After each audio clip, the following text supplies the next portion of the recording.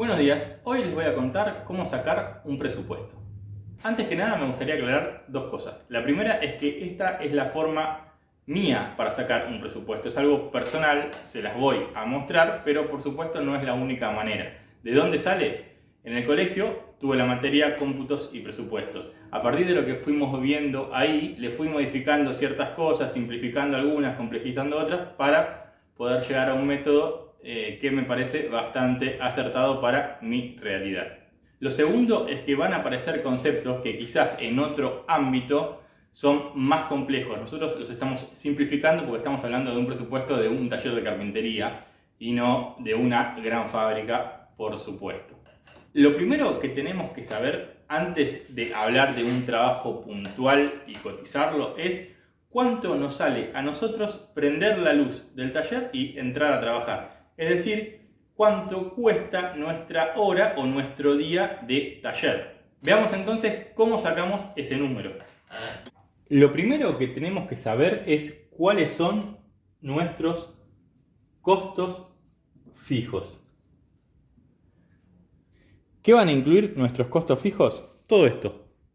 El alquiler de manera mensual, si tuviéramos que abonarlo, si somos propietarios, por supuesto, no.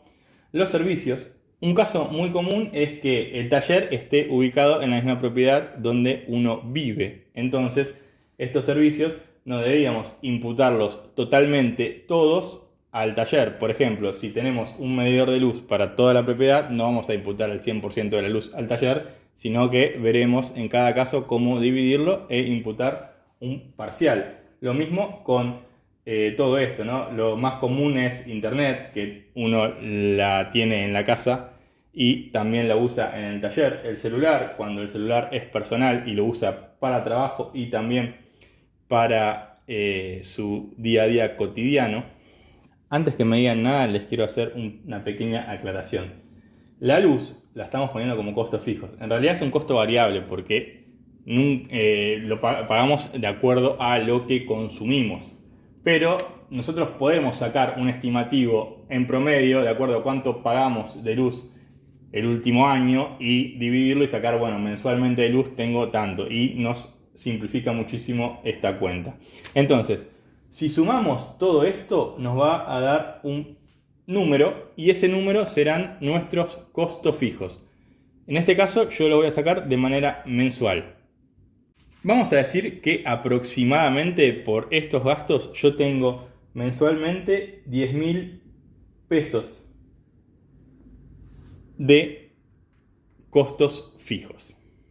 Colocamos entonces acá los 10.000 pesos de costos fijos. No debemos olvidarnos también que en los gastos corrientes del taller tendremos un mantenimiento. ¿Qué va a incluir este mantenimiento? Bueno, el afilado de las máquinas grandes, o sea, los discos de sierra, las hojas de sierra sin fin, alguna compra de fresas para reponer, de mechas, algún tubo de luz que se haya quemado, algún arreglo que haya que hacer. Por supuesto, no vamos a incluir en el mantenimiento del taller si uno quiere hacer una parrilla para hacer un asado todos los viernes, ¿no?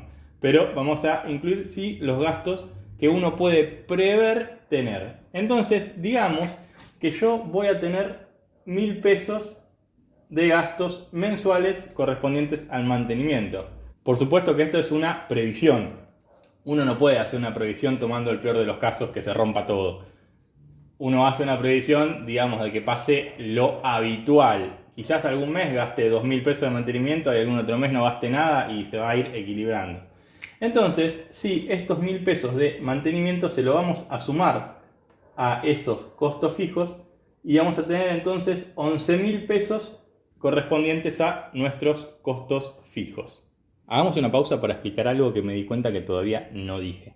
Estos números que yo estoy poniendo acá son tentativos, no son reales. Solo los uso para que me permitan ponerle un valor a las cosas y de esa manera la explicación se entienda mejor. Habiendo aclarado eso, sigamos con un tema que es la amortización de la maquinaria. ¿Qué significa esto? Digamos que yo compro una máquina, una fresadora. Entonces yo pienso cuánto me va a durar esa máquina. Cuando digo cuánto me va a durar, puede ser que se rompa, que se termine su vida útil, O también puede ser que yo renueve el plantel de maquinaria y entonces digo que la máquina me va a durar 4 años. En 4 años yo la voy a renovar. La verdad que en la carpintería no pasa como en otros rubros donde la máquina va a quedar obsoleta porque la tecnología se queda atrás. No es algo como la computación. La tecnología de las máquinas de carpintería hace bastante, es igual, y los avances no son tampoco para dejar una máquina obsoleta. Pero digamos que entonces en 4 años yo voy a renovar mi fresadora. Y hoy me salió 12.000 pesos y como dijimos me va a durar 4 años. ¿Qué quiere decir esto? Que yo tengo que amortizar en esos 4 años el valor de la máquina. Esto me va a dar unos 3.000 pesos al año. Yo tengo que destinar 3.000 pesos al año para amortizar esta maquinaria.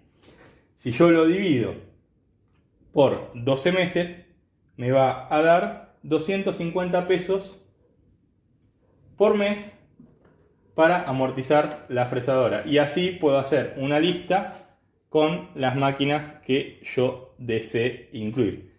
Digamos entonces que la sumatoria de estas amortizaciones me da 2.200 pesos. De vuelta, son números tentativos. Pongo este número porque me va a servir mucho para simplificarme las cuentas luego. Estos 2.200 pesos se los voy a sumar a estos 11.000 pesos. Es decir, que lo que yo voy a tener son 13.200 pesos por mes como costos fijos. De esa manera nos quedan entonces 13.200 pesos como costos fijos al mes. Vamos a dividir este número por 22, que son los días laborables en un mes. Eso nos va a dar 600 pesos por día. Es decir, que yo tengo que destinar 600 pesos por día al taller para poder solventar mis costos fijos. Queda entonces definido en nuestro ejercicio que los costos fijos serán de 600 pesos por día. Si yo divido esto en 8, que serán las horas de nuestra jornada de trabajo, voy a llegar a 75 pesos por hora.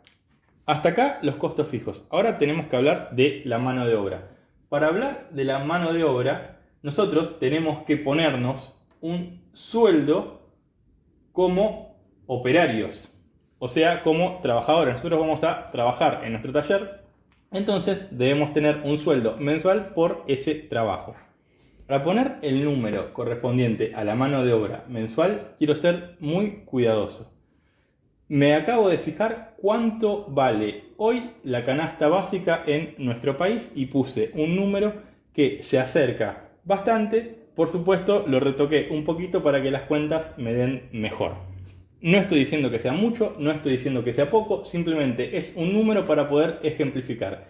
Cada uno tiene su realidad y acá puede completar el número que le parezca razonable. El mismo, muchísimo más elevado o muchísimo más bajo, eso yo no lo voy a discutir. Dicha esta aclaración, vamos a poner acá un valor de 44.000 pesos mensuales correspondiente a nuestra mano de obra. Yo puedo dividir entonces este número en 22 para que me dé el valor por día correspondiente a la mano de obra. Entonces son 2.000 pesos por día. Y si este número lo divido por 8, me da 250 pesos la hora. De esa manera me queda configurado un valor de 75 pesos por hora para los costos fijos y un valor de 250 pesos por hora para la mano de obra. La sumatoria de estas dos cifras nos va a dar el valor correspondiente a la hora taller. Y en este caso es de 325 pesos. Si nosotros tuviéramos algún empleado que nos ayude, la mano de obra de ese empleado, es decir, su sueldo, estaría también incluida acá y de esa manera se incrementaría la hora de taller. Por supuesto que el incremento en este número también va a significar una reducción en la cantidad de horas que vamos a necesitar para hacer tal o cual trabajo. Pero nosotros sigamos tomando como que trabajamos solos y simplificando así los números. Una vez que tengamos entonces calculado nuestra hora taller, podemos empezar a pensar en el mueble que vamos a cotizar. Aparecen entonces los materiales y gastos que van a estar relacionados con ese mueble. ¿Qué incluye este ítem? La materia prima, es decir, la placa o la madera maciza, va a incluir también los herrajes, correderas, bisagras, cerradura, tornillos, tarugos y también distintos insumos como colas, lijas y todo lo que tengamos relacionado específicamente a el trabajo que estamos cotizando. Yo incluyo la palabra gastos porque acá también se pueden sumar fletes, por ejemplo, movimientos de materiales. Si tuviera una instalación, también debo incluir el traslado del mueble a su lugar de destino. Si necesito un ayudante para hacer la instalación, también va a ser un gasto que lo voy a incluir acá. Teniendo estos datos, yo ya puedo realizar un presupuesto. Pongamos unos números que nos sirvan de ejemplo. Supongamos que yo voy a hacer un mueble en melamina, cuyos materiales y gastos tienen un valor de 1.490 pesos. De vuelta, estos números son medio tentativos, no son 100% reales. Algo que es muy interesante que ustedes piensen, por lo menos, es cuando hago un mueble que no me llega a ocupar una placa entera de melamina, puedo cobrar un porcentaje o puedo cobrar la entera. Entonces, ¿qué hacemos en ese caso? Bien, si es un material que yo sé que va a tener salida, quizás puedo cobrar media placa en vez de la placa entera. Si es un material difícil, que sé que nunca se lo voy a encajar a nadie, digamos, ahí se complica un poquito. ¿Qué hacer con estos materiales? Bueno, la primera opción es buscar un lugar donde nos vendan un pedazo de esa placa. El problema con estos materiales así medio raros es que los que nos venden la placa también saben que les cuesta vender un pedazo de ese material, entonces quizás nos sea un poco más difícil y debamos cobrar la placa entera, lo que va a encarecer un poco este número. Entonces es un problema que vamos a tener que resolver caso por caso cuando se presente. Digamos que en nuestro ejemplo yo uso un pedazo de la placa y cobro el pedazo que usé. Bien, tengo un valor de 1.490 pesos. Para hacer este mueble en melamina yo me voy a demorar 4 horas.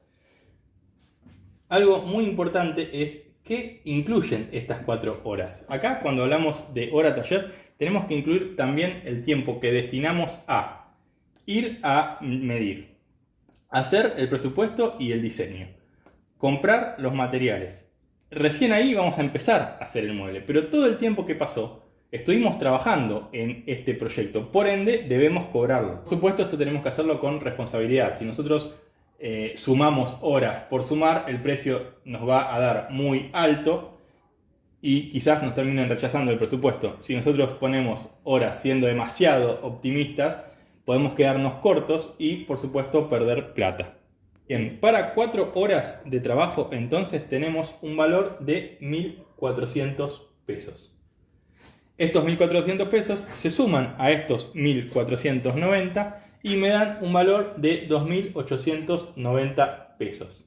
¿Este valor es el precio del mueble? No. Este valor es el costo de producción del mueble. Esto es lo que a mí me sale hacer el mueble, tomando los materiales y los gastos y tomando las horas que voy a usar para la fabricación y todo lo demás. ¿Por qué decimos que este es el costo de producción y no el precio de venta? Porque yo a este número le tengo que sumar una ganancia.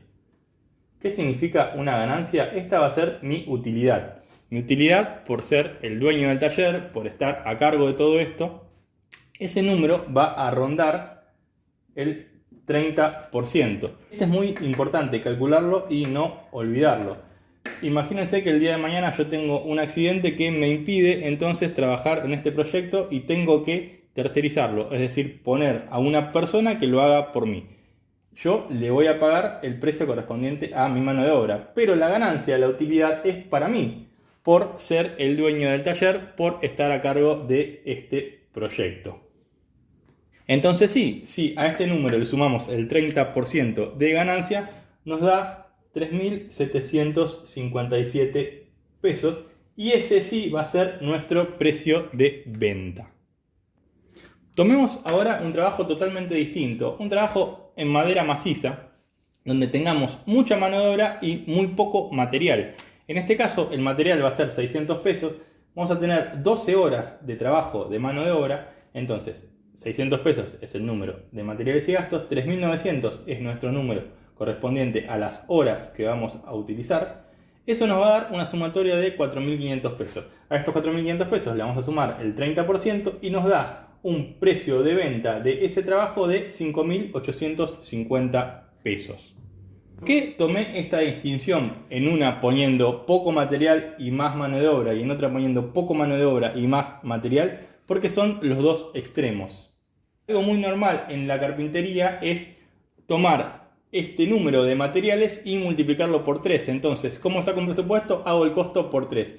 Yo tomé estos dos extremos para que veamos que ese método de multiplicar por 3 a veces nos puede dar muy mal. Así que repasemos. En nuestro caso 1 del mueble melamina, donde teníamos más materiales que mano de obra, si hubiéramos multiplicado por 3 nos daba 4.470 pesos. Al usar la fórmula que utilizamos nos dio 3.757 pesos. Es decir, nuestro precio de venta fue más barato. En el caso 2, donde teníamos mucha mano de obra y pocos materiales, si hubiéramos multiplicado por 3 nos daba un precio de venta de 1.800 pesos. Al hacer nuestra fórmula nos dio 5.850. Fíjense, acá está clara la diferencia y por qué es importante usar estas fórmulas para saber bien el precio de nuestro trabajo. Ahora bien, digamos que uno saca el precio y resulta muy elevado. Le resulta muy elevado al cliente, nos resulta muy elevado a nosotros antes de pasarlo y queremos ver qué podemos toquetear para mejorarlo un poco. La primera es bajarle la ganancia, bajarle la utilidad. Si la llevamos a 0, sabemos que estamos trabajando solo por nuestro sueldo mensual. No se los recomiendo, pero es una opción. La segunda forma es bajar los materiales y los gastos. Es decir, quizás utilizar materiales de un poco inferior calidad, por supuesto de inferior costo. Eso tampoco se los recomiendo, o por lo menos que lo hablen y les quede claro al cliente para no tener un mal momento. Y por último, bajar nuestra hora taller, es decir, hacer las cosas en menos tiempo. Eso puede implicar dos cosas. La primera, usar procesos más sencillos. A veces es recomendable y a veces no, porque perdemos calidad en el trabajo. La segunda es optimizar esos procesos. Esta es la manera más recomendable, optimizar los procesos. Si puedo hacer una plantilla que me facilite el trabajo y me ahorre horas de trabajo, buenísimo. Y así cualquier cosa que uno pueda implementar para bajar la hora taller. Por supuesto, cuando uno hace un trabajo en cantidad, es decir, si tengo que hacer 10 cajoneras iguales, mi hora va a bajar. Porque cuando corto 10. Cuando armo 10. Y así optimizo los procesos y de esa manera mi número de horas necesarias para hacer un mueble va a bajar muchísimo. Cuando tenemos que hacer algo a medida, por supuesto estamos haciendo una unidad y no es tan fácil bajar la hora taller. Por eso es lo que le dije recién, tratar de optimizar nuestros procesos. Bueno, eso fue todo por ahora. Espero que les sea útil y puedan sacarle provecho. Traté de ser lo más claro posible y de simplificar las cosas para que sea de una rápida comprensión. Como siempre, cualquier duda, consulta o lo que nos quieran decir lo pueden hacer en los comentarios. No se olviden de darle me gusta al video y suscribirse al canal, eso ayuda muchísimo a este tipo de emprendimientos. Compartan esto para que la carpintería llegue cada vez a más personas. Nos vemos la próxima.